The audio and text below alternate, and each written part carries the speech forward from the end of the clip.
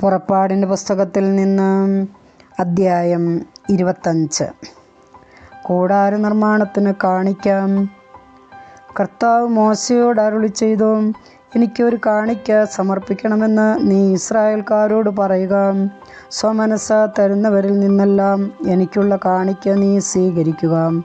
അവരിൽ നിന്ന് സ്വീകരിക്കേണ്ട കാഴ്ചദ്രവ്യങ്ങൾ ഇവയാണ്: സ്വർണം, വെള്ളി, ഓട്, നീലയും ധൂമ്രവും അരുണവുമായ നൂലുകൾ, നേർത്ത ചണത്തുണി, കോലാട്ടിൻ രോമം, ഊറയ്ക്കിട്ട മുട്ടാടിൻ തോല്, നിലക്കരടിത്തോല്, കരിവേലത്തടി, വിളക്കുകൾക്കുള്ള എണ്ണ, അഭിഷേക തൈലത്തിനുള്ള സുഗന്ധദ്രവ്യങ്ങൾ, ധൂപത്തിനുള്ള സുഗന്ധവസ്തുക്കൾ, ഏഫോദും ഉരാസൃണവും, അലങ്കരിക്കാനുള്ള ഗോമേതക വൈഡൂര്യരത്നങ്ങൾ.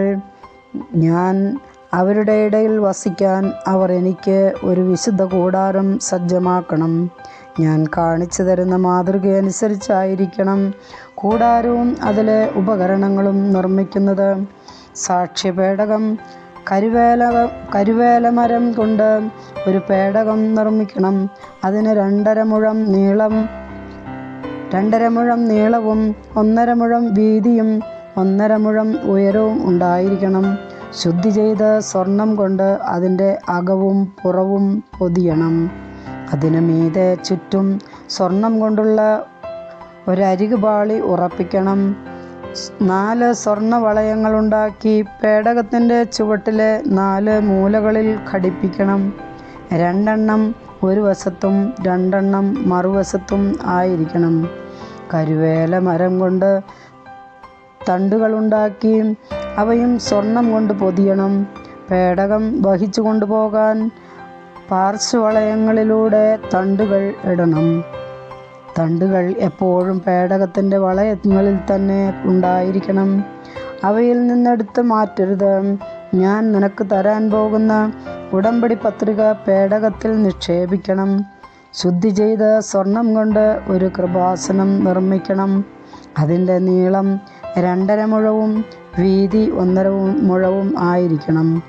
കൃപാസനത്തിൻ്റെ 2 അറ്റത്തുമായി അടിച്ചു പരത്തിയ സ്വർണം കൊണ്ട് 2 കെരൂബുകളെ നിർമ്മിക്കണം.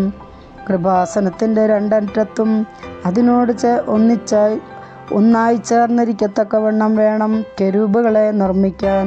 കൃപാസനം മൂടത്തക്ക വിധം കെരൂബുകൾ ചിറകുകൾ മുകളിലേക്ക് വിരിച്ചു പിടിച്ചിരിക്കണം. കെരൂബുകൾ കൃപാസനത്തിലേക്ക് തിരിഞ്ഞ് മുഖാഭിമുഖം നിലകൊള്ളണം. കൃപാസനം പേടകത്തിന് മുകളിൽ സ്ഥാപിക്കണം. ഞാൻ നിനക്ക് തരാൻ പോകുന്ന ഉടമ്പടി പത്രിക പേടകത്തിനുള്ളിൽ നിക്ഷേപിക്കണം. അവിടെ വച്ച് ഞാൻ നിന്നെ കാണും. കൃപാസനത്തിന് മുകളിൽ നിന്ന് സാക്ഷ്യപേടകത്തിന് മീതെയുള്ള കെരൂബുകളുടെ നടുവിൽ നിന്ന് ഞാൻ നിന്നോട് സംസാരിക്കും.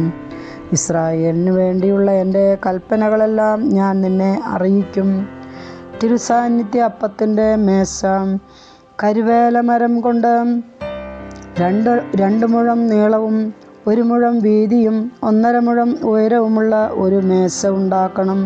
തനി സ്വർണം കൊണ്ട് അത് പൊതിയുകയും സ്വർണം കൊണ്ട് തന്നെ അതിൻ്റെ അരികു പാളി പിടിപ്പിക്കുകയും വേണം.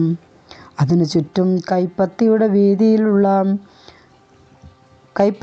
വീതിയിലുള്ള ഒരു ചട്ടമുണ്ടായിരിക്കുകയും ചട്ടത്തിന് ചുറ്റും സ്വർണം കൊണ്ടുള്ള അരികു പാളി പിടിപ്പിക്കുകയും വേണം.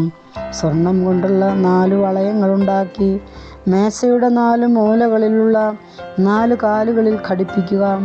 വളയങ്ങളിലൂടെ തണ്ടുകളിട്ട് മേശ ചുമന്നുകൊണ്ടു പോകത്തക്ക വിധം വളയങ്ങൾ ചട്ടത്തോട് ചേർന്നിരിക്കണം. മേശ ചുമന്നുകൊണ്ടു പോകാനായി കരുവേല മരം കൊണ്ട് തണ്ടുകളുണ്ടാക്കി സ്വർണം കൊണ്ട് പൊതിയണം. താലങ്ങളും തളികകളും കലശങ്ങളും പാനീയ ബലിക്കുള്ള ചഷകങ്ങളും തനി സ്വർണം കൊണ്ടുണ്ടാക്കണം.